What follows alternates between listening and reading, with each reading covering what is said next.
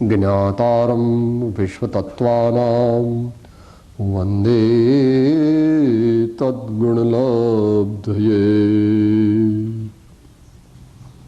મંગલમ ભગવાન વીરો મંગલમ ગૌતમો ગણી મંગલમ કુંદ કુંદાર્યો જૈન ધર્મોસ્તુ મંગલમ. અજ્ઞાનતિમિરાંધાનાં જ્ઞાનાંજન શલાકયા ચક્ષુઃ ઉન્મીલિतं યેન તસ્મૈ શ્રી ગુરવે નમઃ.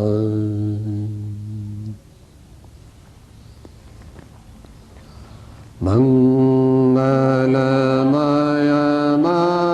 મંગલકરં વેતરાગ વિજ્ઞાન નમો તાહે જાતે ભયે અરિહં આદેમ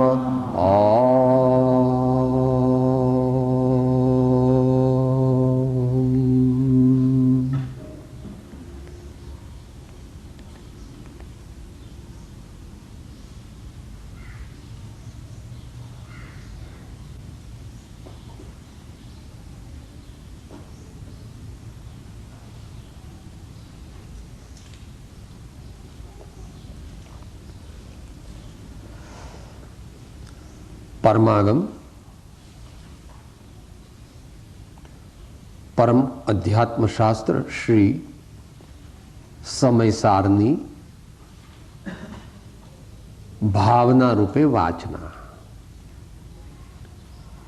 ભાવના રૂપે વાચના.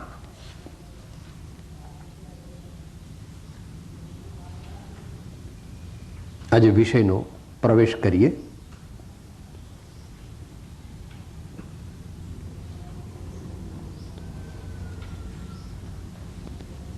સર્વજ્ઞ ભગવાનના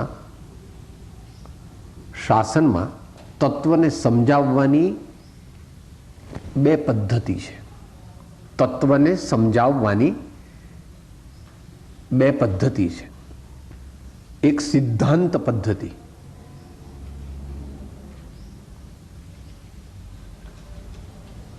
અને બીજી અધ્યાત્મ પદ્ધતિ. સિદ્ધાંત પદ્ધતિ જે છે એ ભેદ કરીને સમજાવે, છૂટું પાડીને સમજાવે, વ્યવહારને મુખ્ય કરીને સમજાવે,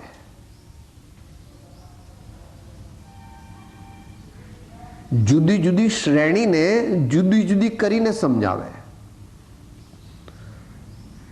અને પેલી અધ્યાત્મ પદ્ધતિ છે એ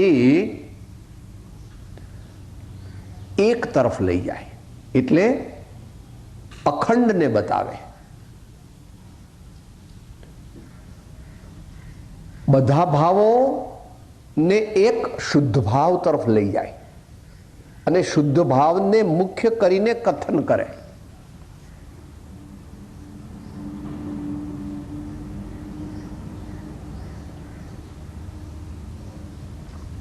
એમાં આ સમયસાર શાસ્ત્ર છે એ અધ્યાત્મ શૈલીનું શાસ્ત્ર છે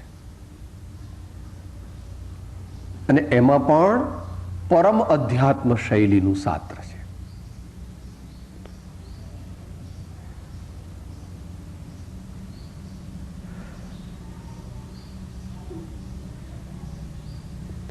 એની પરંપરા ઉત્પત્તિ ભગવાનના કહેલા જ્ઞાન પ્રવાદ નામના 5મા અંગમાંથી થયેલી છે. કેટલા અંગ? 12 અંગ.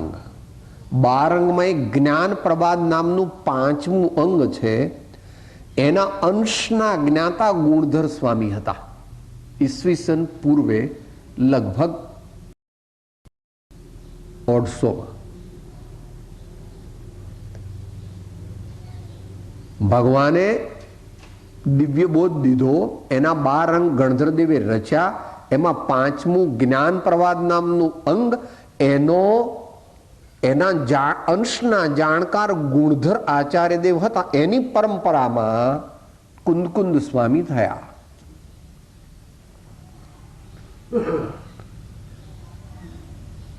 એમના સાક્ષાત શિષ્ય નથી. એમના બે ગુરુના નામ પ્રસિદ્ધ છે, એક જીનચંદ્ર અને એક માઘનંદી. કુંદકુંદ સ્વામીના બે મુખ્ય ગુરુના નામ, એક માઘનંદી અને એક જીનચંદ્ર. જીનચંદ્ર કીધું ને કે સાહેબ બે કેમ ગુરુ? બે નહીં, 7-8 ગુરુ પણ હોય. કોઈએ બ્રહ્મચર્યની દીક્ષા આપી હોય, કોઈએ આગળની દીક્ષાઓ આપી હોય, કોઈએ અમુક ગ્રંથો ભણાવ્યા હોય, કોઈએ અમુક ગ્રંથો ભણાવ્યા હોય, કોઈએ અમુક ગ્રંથો ભણાવ્યા હોય, વિદ્યાગુરુ, દીક્ષાગુરુ વગેરે. એમ ગુરુ બીજી રીતે અનેક પ્રકારે, પણ મુખ્ય ગુરુ એક, જેમણે એમને દીક્ષા આપી હોય એ.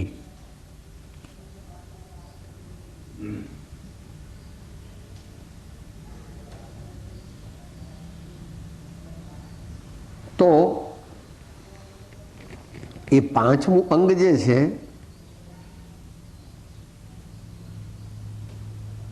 એ વિશે પરમ કૃપાળુ શ્રીમદ રાજચંદ્રજીએ અંગુલી નિર્દેશ કરેલો છે.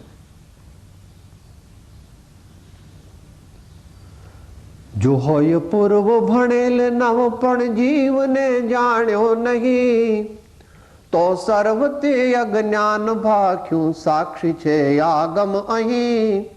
એ પૂર્વ સર્વ કહ્યા વિશેષે જીવ કરવા નિર્મળો, જીનવર કહે છે જ્ઞાન તેને સર્વ ભવ્યો સાંભળો. આ સિવાયની બીજી એક કડી છે. એ પાંચમે અંગે કહ્યો ઉપદેશ કેવળ નિર્મળો, જીનવર કહે છે જ્ઞાન તેને સર્વ ભવ્યો સાંભળો. આ દેહને આ જીવ એવો ભેદ જો ભાસ્યો નહીં, પચખાણ કીધા ત્યાં સુધી મોક્ષાર્થ તે ભાખ્યા નહીં. એ પાંચમે અંગે કહ્યો ઉપદેશ કેવળ નિર્મળો, જીનવર કહે છે જ્ઞાન તેને સર્વ ભવ્યો સાંભળો.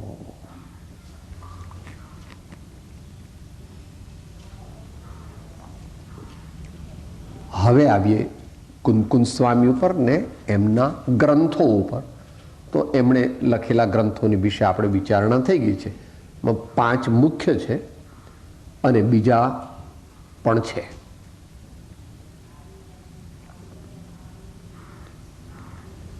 સમયસાર, પ્રવચનસાર, પંચાસ્તિકાય, એને રત્નત્રય કહે છે. સમયસાર, પ્રવચનસાર ને પંચાસ્તિકાય એને રત્નત્રય કહે છે. એમાં નિયમસાર ઉમેરો તો રત્ન ચતુષ્ટય કહે છે, અને એમાં અષ્ટપાહુડ ઉમેરો તો પંચ પરમાગમ કહે છે. પણ અષ્ટપાહુડ ગણીએ ત્યારે પંચ પરમાગમ ન કહેવાય, કારણ કે 8 પાહુડ ખરેખર તો જુદા છે. પણ આપણે અત્યારે એને કલેક્શન રૂપે વાંચીએ છીએ. 8 પાહુડ. એમાં રયણસાર, 12 અણુવેખા અને 10 ભક્તિ, આ 3 ઉમેરવા. 12 અણુવેખા, રયણસાર અને 10 ભક્તિ, આટલા એમના ઓથેન્ટિકલી માનવામાં આવે છે. તે ઉપરાંત મૂળાચાર અને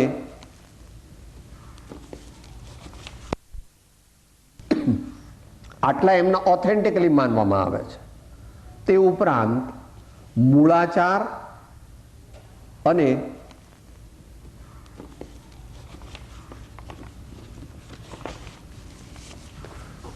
કર્મ ગ્રંથની એક ટીકા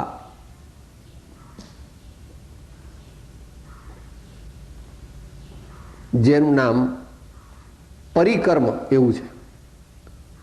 પરિકર્મ નામની એક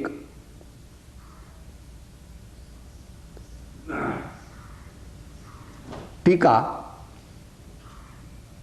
ષટખંડાગમની, એ એમની માનવામાં આવે છે.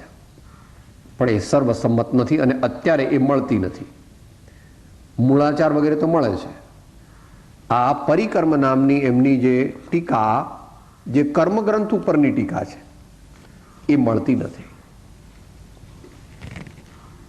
કે જો આવું બધું આપણે જાણવાનું શું પ્રયોજન છે? તો કે સમયસારની ભૂમિકા સમજાવવા માટે એમણે આખી જિંદગી સાધના કરી, એનો પછી છેલ્લો તારું વિલ છે ને, એમાં તારા વ્યક્તિત્વનું પ્રતિબિંબ પડે છે. તારું વિલ બનાવ્યું છે ને, એમાં તું કોણ છું એનું સમુચ્ચય પ્રતિબિંબ પડે છે. એના વિશે જતા નથી ડિટેલમાં, પણ તું ઘણો હોશિયાર છું એટલે તને બધી ખબર છે વ્યવહારની, કે તારું વિલ એકદમ અપ ટુ ડેટ, ઇમ્પાર્શિયલ, લોજિકલ અને ટુ ધી પોઈન્ટ છે. અહીંયા આગળ કુનકુન સ્વામીએ સાધના કરી કે શું ખબર આપણને કેટલી સાધના કરી? તો કે એમનું એક નામ વક્રગ્રીવાચાર્ય છે. વક્રગ્રીવ, વક્ર એટલે વાંકી અને ગ્રીવ એટલે ડોક. આમને આમ બેસી રહે 4-5 દિવસ સુધી બેસી રહે, 4-5 દિવસ સુધી બેસી રહે આમ ડોક વાંકી, વક્રગ્રીવાચાર્ય. અને પછી એમને થયું, અંતરમાં ભાવ એવો આવ્યો કે આ જે શુદ્ધ આત્માનો હું અનુભવ કરું છું, એની પ્રાપ્ત કરવાની પરમાર્થ રીત જો હું કોઈ જગ્યાએ શબ્દારૂઢ કરું તો કોક જીવ હજુ 21,000 વર્ષ, એમના પછી 20,500 વર્ષ બાકી હતા. ભગવાનના નિર્વાણ પછી લગભગ 650-700 વર્ષે થયા. કુનકુન સ્વામી ભગવાનના નિર્વાણ પછી લગભગ 700 વર્ષે તો નહીં, પણ એ લગભગ એટલા 600 ને સમથિંગ એટલા વર્ષે થયા. વિક્રમ સંવત 49માં એમનું આચાર્ય પદ આરોહણનો પ્રતિષ્ઠા મહોત્સવ ઉજવાયો. વિક્રમ સંવત 49, અત્યારે કેવું ચાલે છે? 2053. આજથી 2004 વર્ષ પહેલા તેઓ શ્રીનું આચાર્ય પદ પ્રતિષ્ઠાકરણ થયું. એટલે એમણે વિચાર્યું કે હજુ આટલા બધા વર્ષ બાકી છે, તો કોક જીવો આત્માને પામવા વાળા થશે, તો એમને ગાઈડલાઈન આપવા માટે, એમને પ્રેરણા આપવા માટે, મારા જેવી ધૂન એમને પણ થોડી ઘણી જાગે અને તેઓ આત્માના આનંદનો રસ લૂંટી અને એક ભાવમાં મોક્ષે જતા રહે. એ માટે આ શાસ્ત્ર, આવી જાતનું શાસ્ત્ર રચ્યું છે. કે આવી જાતનું એટલે શું? આવી જાતનું એટલે પહેલી વાત તો થઈ ગઈ કે અધ્યાત્મ પદ્ધતિથી લખેલું. બીજી વાત થઈ ગઈ જ્ઞાન પ્રવાદ અંગમાંથી ઉપજેલું. હવે ત્રીજી વાત છે દ્રષ્ટિ પ્રધાન શાસ્ત્ર છે. આ શાસ્ત્ર શું છે? દ્રષ્ટિ પ્રધાન શાસ્ત્ર. કે સાહેબ દ્રષ્ટિ પ્રધાન એટલે શું? દ્રષ્ટિ પ્રધાન એટલે અનેકને એકમાં જ સમાવી લે, અનેકને એકમાં સમાવી લે, એનું નામ દ્રષ્ટિ.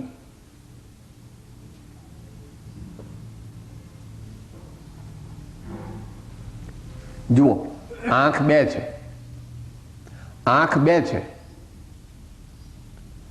પણ તમે બધું ડબલ જુઓ છો. આંખ બે છે પણ બધું ડબલ દેખાય છે? ના ના સાહેબ, બરાબર દેખાય છે મને, એક જ. એ કેવી રીતે? એ બે આંખ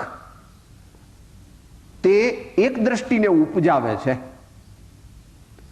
તો એ બે આંખને ગૌણ કરીને એક દ્રષ્ટિ જે ઉપજી એની મુખ્યતા કરીને આ શાસ્ત્ર લખાયેલું. હવે એને બીજી રીતે સમજીએ. દ્રષ્ટિ જે છે ને, દ્રષ્ટિ એટલે શ્રદ્ધા. દ્રષ્ટિ એટલે શ્રદ્ધા.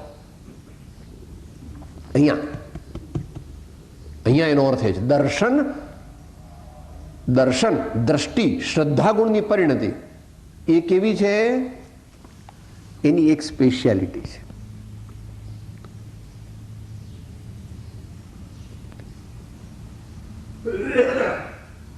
આ શરીર છે, આપણું જે શરીર છે, આપણી સાથે જોડાયેલું જે શરીર, એમાં હૃદય નામનું જગ્યા છે. હૃદય એના એ જેનું બનેલું છે, જે મસલ્સનું બનેલું છે, એમાં એની કામ કરવાની પદ્ધતિ ઓલ ઓર નન, ઓલ ઓર નન એવી જાતની પદ્ધતિથી હૃદયના સ્નાયુઓ કામ કરે છે.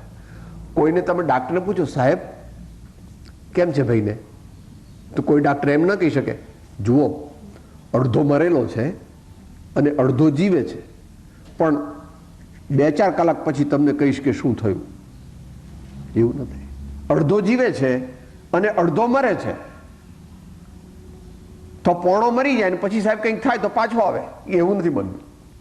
કાં તો મરી ગયો છે કાં તો જીવે છે. ભલે મરવાની અણી પર છે એમ કહી શકો છો, પણ મરી ગયો તો કે અડધો મર્યો છે પછી પોણો મર્યો છે, એવી રીતે હોતું નથી.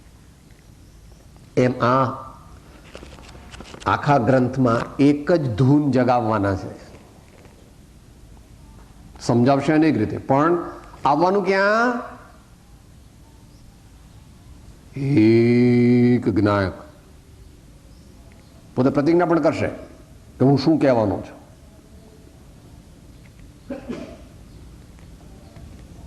એમનું વ્યક્તિત્વ અને આ શાસ્ત્ર સમજવાની આપણી પૂર્ણ યોગ્યતા નથી, કહેનારની પણ નથી ને સાંભળનારની પણ નથી. કે સાહેબ તો પછી શા માટે વાંચવું? ભાવના માટે, ભક્તિ માટે, જેટલું સમજાય તેટલું પાકું કરવા માટે. પૂરી યોગ્યતા નથી. પૂરી યોગ્યતા મુનિજનોની કહી છે. પૂરી યોગ્યતા મુનિ એટલે અન્યની પણ યોગ્યતા છે ખરી, પણ પૂરી નથી.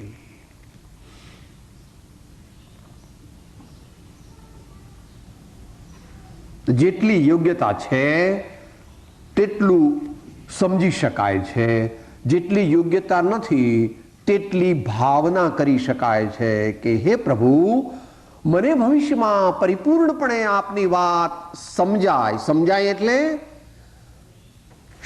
ભાવમાં ભાષ્યમાન થાય એવી શક્તિ આપજો,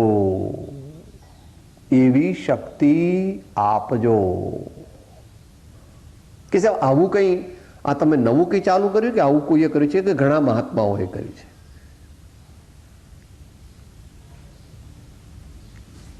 એમણે પોતે નિયમસાર શાસ્ત્ર લખ્યું. તે શા માટે લખ્યું એ કહે છે, નિજ ભાવના અર્થે રચ્યું મેં નિયમ સાર સુશાસ્ત્ર ને, સૌ દોષ પૂર્વા પર રહિત ઉપદેશ જીનનો જાણીને. ભાવના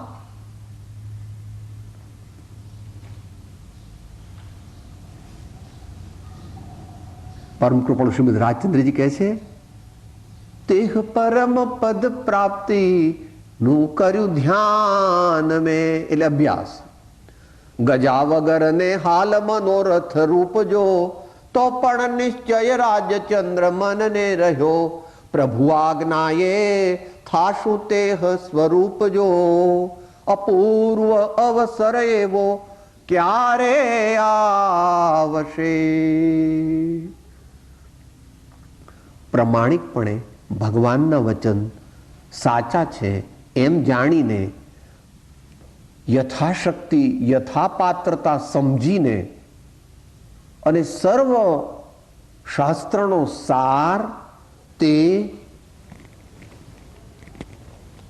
અજ્ઞાન રાગ દ્વેષનો અભાવ અને સમતા ભાવની, પરમ સમતા ભાવની પ્રાપ્તિ અનુભૂતિ એ છે. એ લક્ષ્યમાં રાખવું.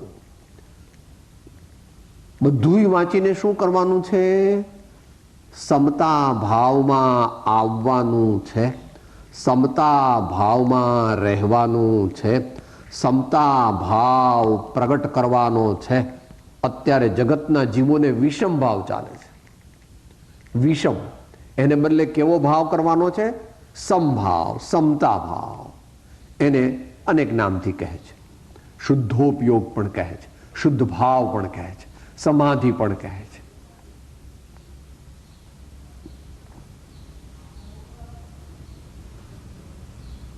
દર્શનની વાત ચાલે છે. દ્રષ્ટિ પ્રધાન ગ્રંથ છે એટલે એમાં બહુ ભેદ કરીને નહીં બતાવે. એમ માની લીધું છે કે સાંભળનાર સુપાત્ર છે. કેવો છે? કેવો છે? સાનમાં સમજે એવો શિષ્ય છે. સાનમાં સમજી જાય એવો શિષ્ય છે. મોટા ભાગે આપણા જેવો નથી. આપણને ડફણા મારે તો પાછા જરાક 2 મિનિટ સીધા ચાલીને પાછા વાંકા ચાલીએ. આને સાંભળનાર મુખ્ય વર્ગ કેવો છે? બોલવાની જરૂર ઓછી એમને.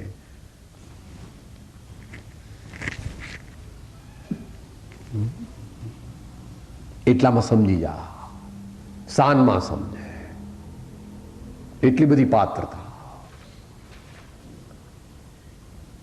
માટે એ દ્રષ્ટિ પ્રધાન ગ્રંથ હોવાથી અભેદની સર્વત્ર મુખ્યતા છે.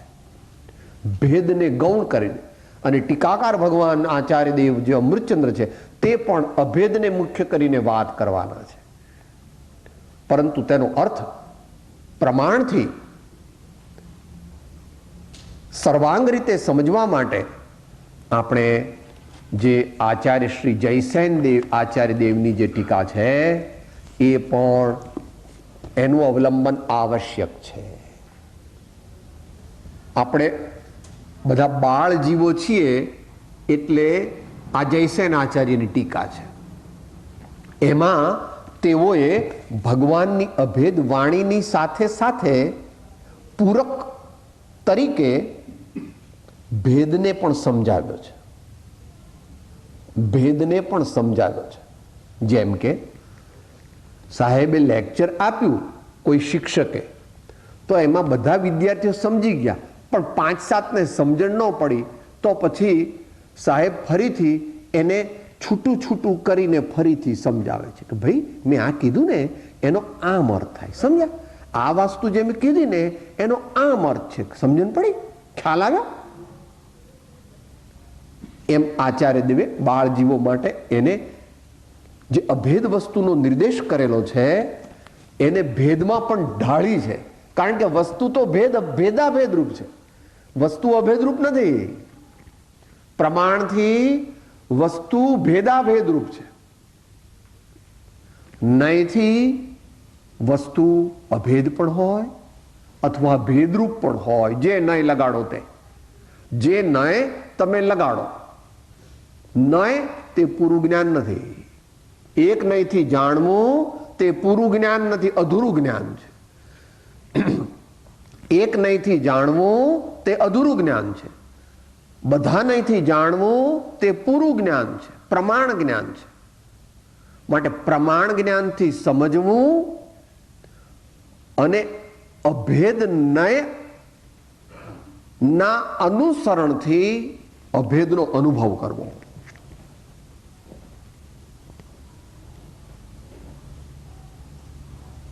આમાં કઈ સમજણ ન પડી.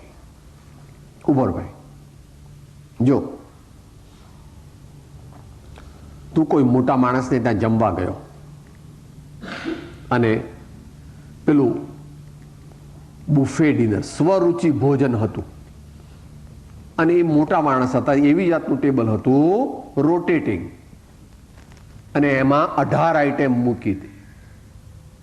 18 આઈટમ હતી, એમાં 4 તો તને બહુ ભાવે એવી હતી. એટલે તે શું કર્યું? એ 4 લીધી. પણ તેથી તારે એમ ન કહેવાય કે તમે 18 કેમ મૂકે, 18 કેમ મૂકી તમે? અરે ભાઈ, તને આ 4 ભાવે છે, બીજા કોઈને બીજી ભાવે છે, વળી બીજા કોઈને બીજી ભાવે છે. માટે જેને જે લેવી હોય તે લે, પણ પેટ બધા બરાબર શાંતિથી ભરે. પ્રયોજન એક જ છે. પ્રયોજન શું છે? પ્રયોજન જે છે એનું એ ટીકાકાર હિન્દી ટીકાકારે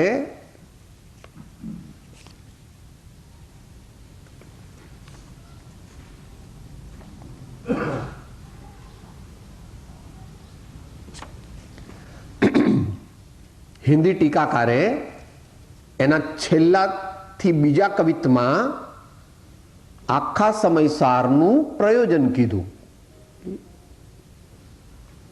એમની કવિત્વ છે. आपा पर भेद जानी है त्यागी उपादेय शुद्ध आत्मा को गहो यह बात सार है. आपा पर भेद जानी हेय त्यागी उपादेय शुद्ध आत्मा को गहो यह बात सार है.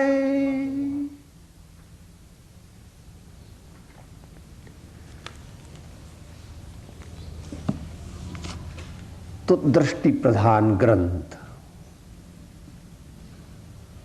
जाणो प्रमाण थी पण अनुभवो शुद्ध नय द्वारा प्रतिपादित अभेद आत्मानी दृष्टि अभेद आत्मानो लक्ष्य अने अभेद आत्मानो अनुभव ए द्वारा प्राप्ति थाय छे.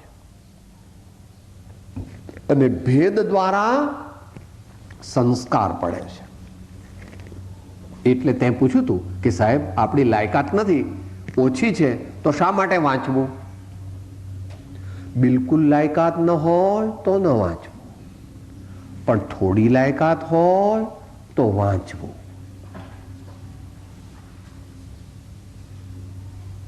જેટલી લાયકાત છે તેટલું પરિણમન થશે. ભાવના બાકીનાની ભાવના થશે. અત્યારે જે નથી સમજાતું, અત્યારે જે નથી થઈ શકતું, તે ભાવનાના સંસ્કાર દ્વારા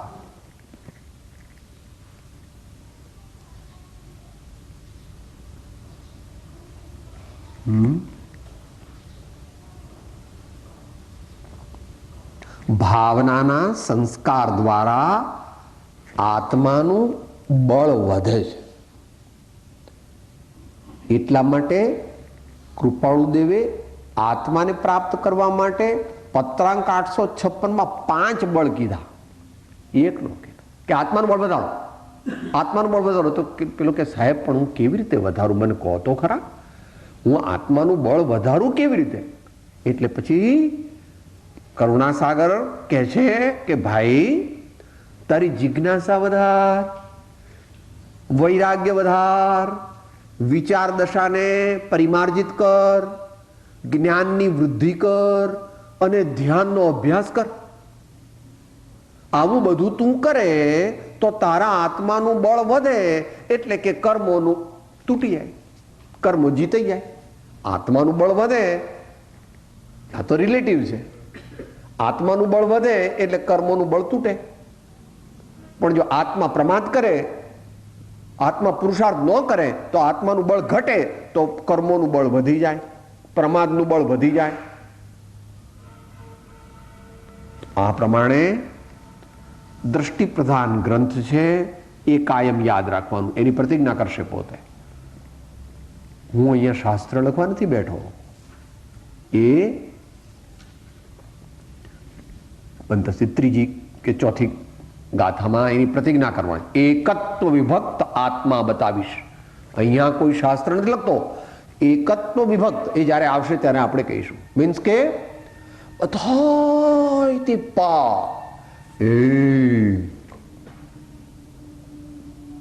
એ હું બતાવીશ.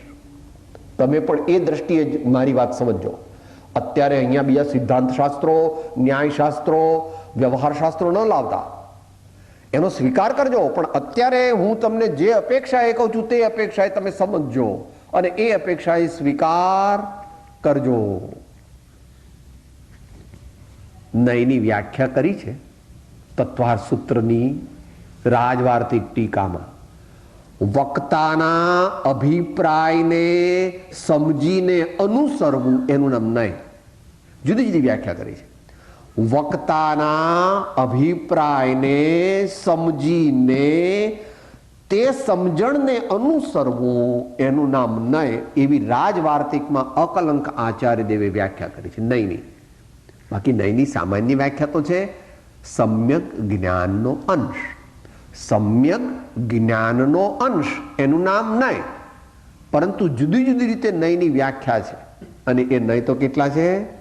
અનંત છે. એ આપણે કંઈ જાણી શકવાના. આપણે તો મુખ્ય પ્રયોજનભૂત જાણીને પ્રયોગ કરવો, પાછું જાણવું, પાછો પ્રયોગ કરવો. આ પ્રમાણે આપણે દીર્ઘકાળ અભ્યાસ કરવાનો છે.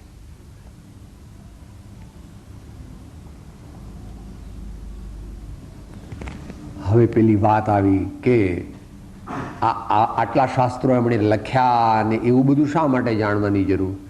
તો કે એમણે પોતાની તદ્દન ઉત્તરાવસ્થામાં જીવનના અનુભવના નિચોડ રૂપે આ શાસ્ત્ર આપેલું છે.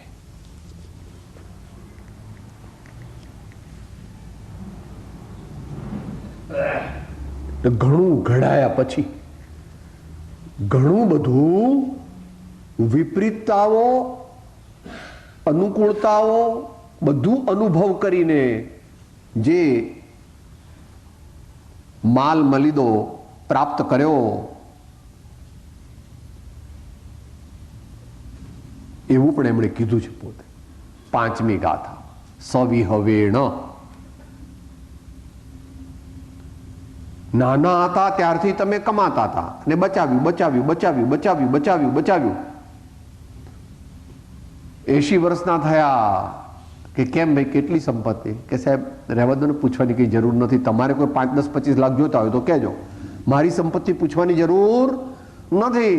તમારે 5, 25 લાખ જોઈતા હોય જ્યારે ત્યારે મને, એનો અર્થ શું? કે કરોડોની ગણતરી નથી. એવો વેપાર કર્યો છે જ્ઞાનીઓએ જીવનમાં. આપણી જેમ ચરી ખાધું નથી, ઉડાવી દીધું નથી, પ્રમાદમાં રહ્યા. બધાય સંતોની આ એક સંતની વાત નથી. આત્મસિદ્ધિમાં શું કહ્યું? ભાખ્યો અત્ર અગોપ્ય. કેમ એમ કીધું? ભાખ્યો અત્ર અગોપ્ય. જેટલું છે એટલું તમને આપું છું, સ્વીકારજો. તો સ્વીકારવા માટે તૈયાર રહેજો.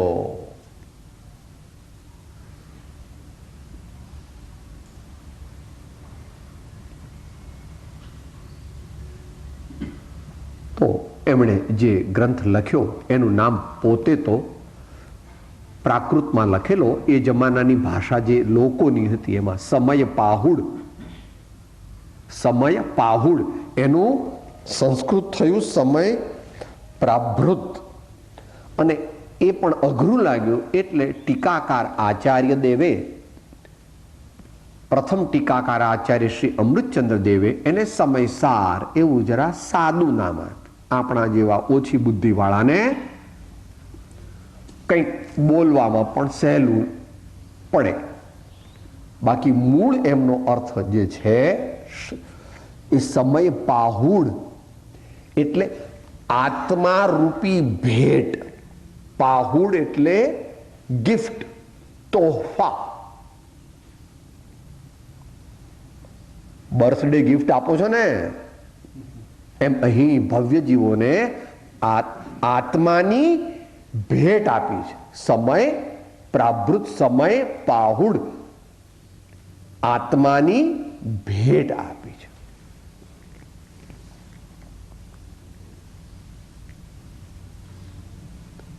એમાં જે 2 મુખ્ય ટીકાઓ મળે છે સંસ્કૃત, એમાં શ્રી અમૃતચંદ્ર દેવની સર્વપ્રથમ ટીકા લગભગ વિક્રમ સંમત 1075ની આજુબાજુ લખાઈ છે. 1075 એની આજુબાજુ લખાઈ છે. અને એમાં તેઓ શ્રીએ 415 ગાથાઓ ઉપર ટીકા લખી છે. એમની ટીકામાં કેટલી ગાથાઓ છે? 415. બીજી જ એમના પછી લગભગ 80 વર્ષ કે 70 વર્ષે જયસેન આચાર્ય દેવ થયા છે. તેઓ શ્રીએ પણ એના પર ટીકા લખી છે. અમૃતચંદ્ર દેવની ટીકાનું નામ શું? આત્મખ્યાતિ. આત્મખ્યાતિ એ ટીકાનું નામ છે. યથા નામ તથા ગુણ, આત્માની પ્રસિદ્ધિ કરનાર, આત્માના અનંત વૈભવને ખુલ્લો કરીને બતાવનાર, આત્મખ્યાતિ. અને બીજી ટીકા જે આચાર્ય જયસેન આચાર્ય દેવે લખી છે તેમાં ગાથા 439 છે. 439 ગાથાઓ છે અને એનું નામ આપ્યું છે તાત્પર્ય વૃત્તિ.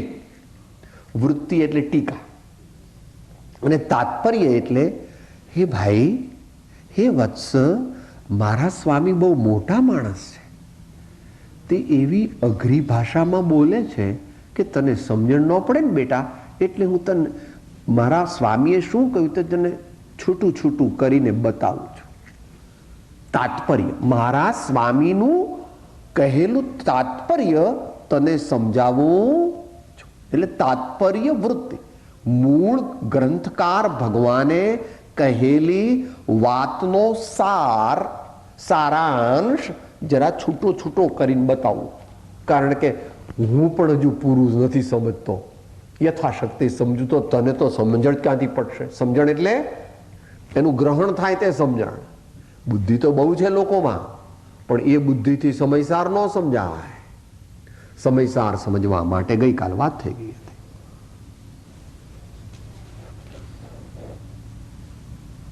પવિત્રતા સાથે પ્રમાણિકતા જોઈએ. પવિત્રતાથી ઈચ્છાનો અભાવ છે. પ્રમાણિકતાથી આલોક અને પરલોક નો કોઈ પણ વિષમ ભાવ વચ્ચે રાખીને સમજતા નથી, પણ સરળ સ્વભાવથી સમજે છે, જેને ભક્તિ માર્ગમાં આનંદગંજી મહારાજે કહ્યું તું તે રીતે. કપટ રહિત થઈ આત્મ અર્પણા, કપટ રહિત થઈ આત્મ અર્પણા, આનંદ ઘન પદ રે વૃષભ જિનેશ્વર પ્રીતમ માહરો, પ્રીતમ માહરો. પવિત્રતા જોઈશે અને પ્રમાણિકતા પણ જોઈશે. અને પછી બીજી બધી વાત ગઈકાલ થઈ ગઈ છે, ત્યાંથી જાણી લેવી. કોઈ પૂછશે કે ભાઈ આ બે ગાથા, બે ટીકાઓ થઈ, એમાં ગાથાના સંખ્યામાં ભેદ કેમ પડે છે? તો કે ભેદ પડે છે એ આપણા જ્ઞાનનો વિષય નથી. જે આચાર્ય પાસે જે તે વખતે કંઈ પ્રિન્ટિંગ નહોતું, હસ્તલિખિત પ્રતો હતી, તે જે પ્રત જયસેન આચાર્ય સ્વામી પાસે આવી એમાં આટલી ગાથાઓ હશે, અને જે અમૃતચંદ્ર દેવ પાસે આવી તેમાં આટલી ગાથાઓ હશે. આપણા જ્ઞાનનો વિષય નથી, એમાં આપણે કંઈ પડવાની પણ જરૂર નથી. આપણને તો તમે 415 સ્વીકારો તોય ઠીક છે, 438 કે 39 કેટલી કીધી, 439 સ્વીકારો તોય પણ વાંધો નથી, એનો કંઈ ભેદ નથી. એક જ ગાથાનો એક નાનો શબ્દ જો તને સમજી જાય, એટલે મને સમજી જાય અને મારા જીવનમાં ઉતરી જાય તો તિલ એક તન મેં સંચરે સબ તન કંચન હોય. તિલ એક તન મેં સંચરે, તિલ તિલ શું ને, તેલ તેલ તેલ. તલનો કટકો કેટલો હોય? આટલો મોટો. તલનો દાણો કેટલો હોય? એટલો જો આ આત્મામાં આપણા જીવનમાં ઉતરે તો સબતન કંચન, તો આ જીવ અમરપદનો યાત્રિક થઈ જાય. અમરપદ અબ હમ અમર ભયે ન મરેંગે, યા કારણ મિથ્યાત દિયો તજ ક્યું કર દેહ ધરેંગે, એવો આ જીવ થઈ શકે. ત્યાર પછી એના ઉપર એક રાયમલજીની ટીકા થઈ છે, જે માત્ર બહુ ટૂંકી અને બહુ પ્રસિદ્ધિને પામી નથી. જે વધારે પ્રસિદ્ધિને પામી છે તે સમયસાર નાટક નામની બનારસીદાસજીની પદ્ય ટીકા છે. એ બહુ પ્રસિદ્ધ થઈ છે. અને ત્યાર પછી જયચંદજી છાવડાની ભાષા વચનિકા નામની ઢૂંઢારી ભાષામાં ટીકા થઈ છે. પેલી બે ટીકા લગભગ 400 વર્ષની આજુબાજુ લખાઈ. કઈ? સમયસાર નાટક અને પેલી બીજી ટીકા રાયમલજીની. અને આ જે છે જયચંદજી છાવડાની તે લગભગ 200 વર્ષ પહેલા રચાઈ છે. આશરે ગણવી 10-20 વર્ષ આમ તેમ. અને પછી એના ઉપર તો અનેક ટીકાઓ થઈ છે. એ મોટા ભાગે પ્રવચન સ્વાધ્યાય રૂપે થઈ છે. એ ઘણી બધી છે. એમાં આપણે અત્યારે જતા નથી.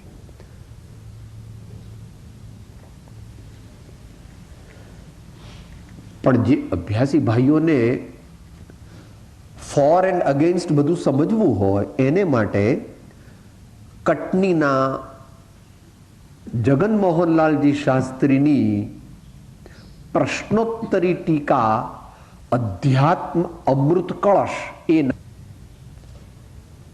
બાકી તો અનેક ટીકાઓ, પ્રવચનો અને બીજી એની પદ્યાનુવાદ વર્તમાનમાં પણ થયેલા છે. એ યથાપદવી કોક અભ્યાસીઓ હોય તો આપણે લાઇબ્રેરીમાં છે ત્યાંથી વાંચવા હોય તો વાંચવા. આટલી વાત કરીને હવે આપણે સમયસાર ઉપર આવીએ છીએ.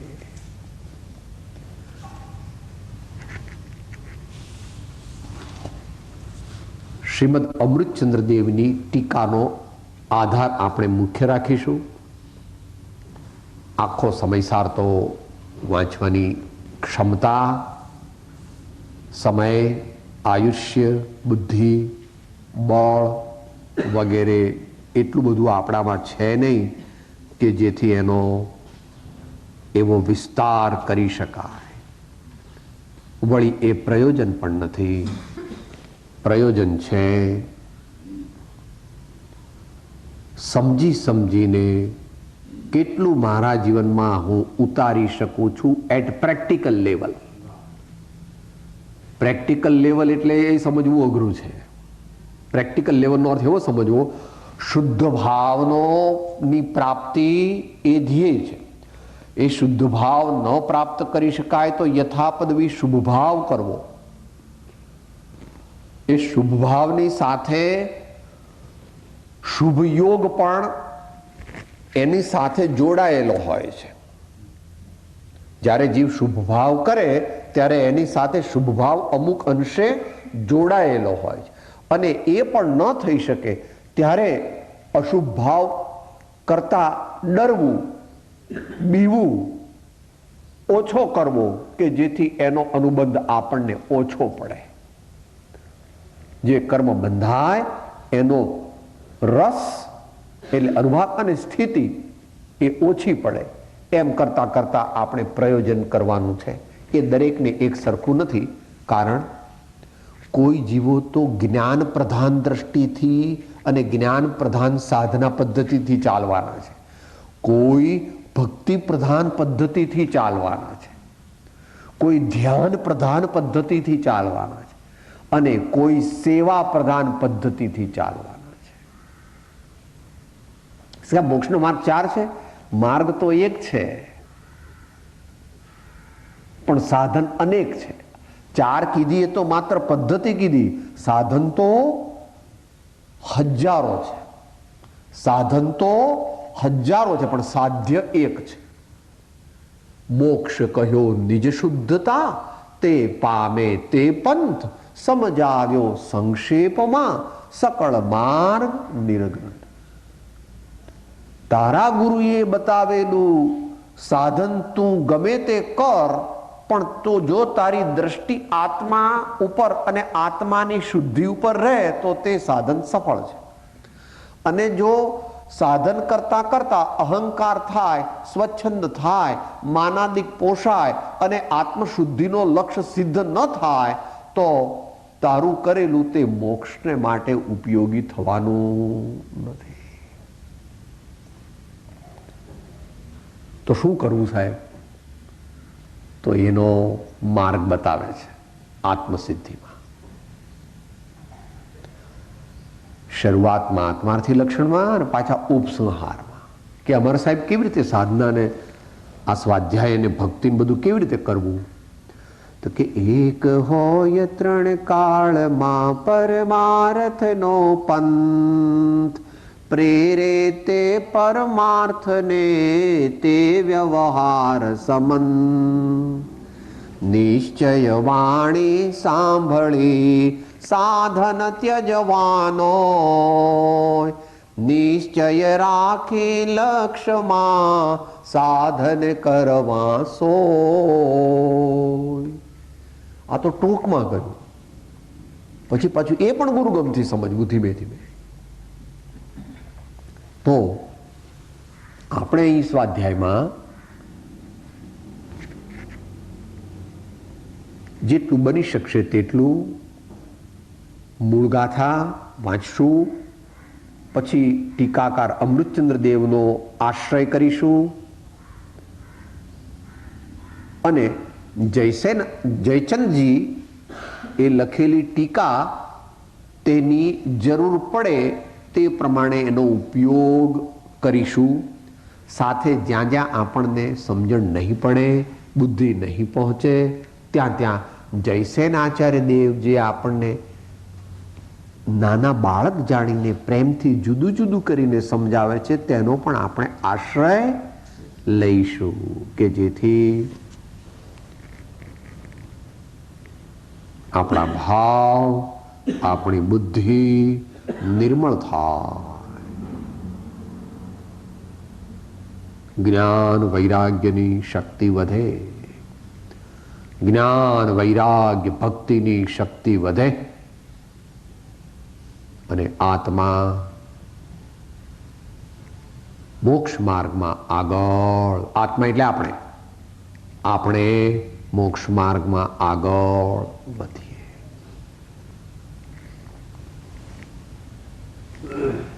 પહેલો શ્લોક બોલીને પછી આપણે સમાપ્તિ કરીશું. અમૃતચંદ્ર આચાર્ય દેવની આત્મખ્યાતિની ટીકા તેઓ પહેલા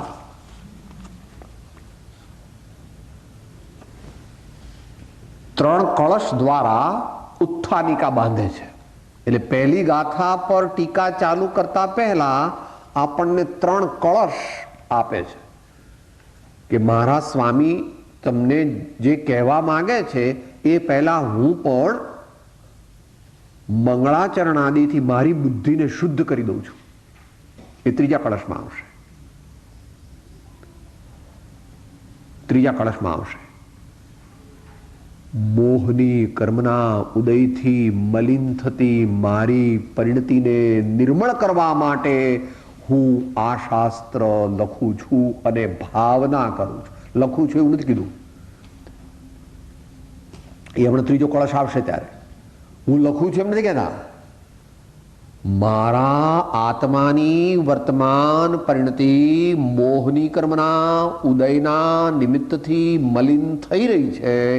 તે મલિનતા દૂર કરવા માટે હું આ ટીકા લખું પણ છું અને આ ટીકાના સારૂપ આત્માનો વચ્ચે વચ્ચે અનુભવ કરતો જાઉં. ડ્યુટી. હું બે કામ કરું છું.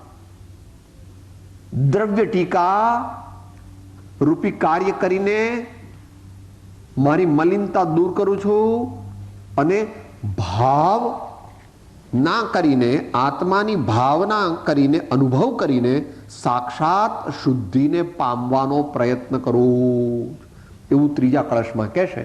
અત્યારે તો માત્ર એ કળશ બોલી જઈએ. બધા પાસે છે ખરી તો એ એક લીટી બોલું એ પ્રમાણે એ લીટી બોલો. 2 જ લીટી છે. પહેલામાં તો અનુષ્ટુપ છંદ છે. નમઃ સમય સારાય, અડધું બોલો. નમઃ સમય સારાય સ્વાનુભૂત્યા ચકાસતે ચિત્ સ્વભાવાય ભાવાય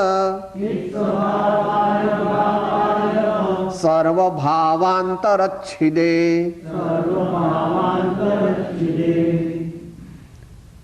એ પ્રમાણે મૂળ શ્લોક છે. એના ઉપર વળી જયચંદજી છાબડાએ અનેક કવિત્ત લખેલા છે. એ આપણે આવતીકાલે અથવા યથા સમયે એ લઈશું.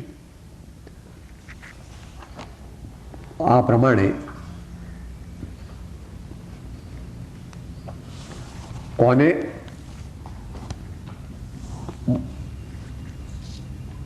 ઈષ્ટદેવ રૂપે નમસ્કાર કર્યા? સમયસારને. કોઈ ભગવાનને નમસ્કાર નથી કર્યા. વળી મૂળ આચાર્ય ભગવાને તો સિદ્ધ ભગવાનને પણ નમસ્કાર કર્યા છે, પણ ટીકાકાર આચાર્ય તો શુદ્ધ આત્માને નમસ્કાર કરે. નમઃ સમયસારાય.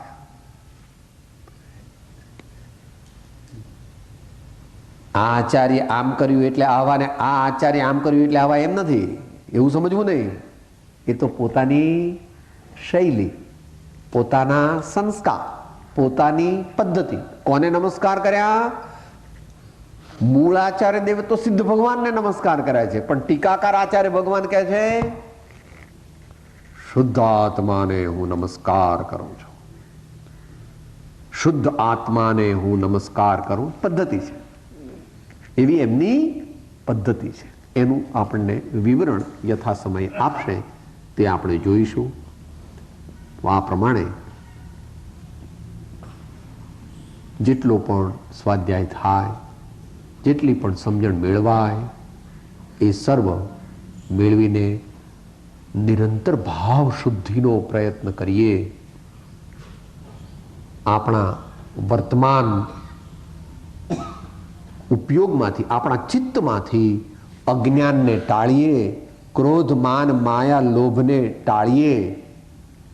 અને એ ત્યારે જ બને કે સાથે સાથે પરમાત્મા અને સદગુરુની ભક્તિ વધારતા જઈએ, નહીં તો એ બનવાનું નથી. એ આગળ આવી ગયું. તે તો એ પ્રમાણે આપણે આગળ ચાલીશું. અત્યારે અંતમંગળ બોલીએ.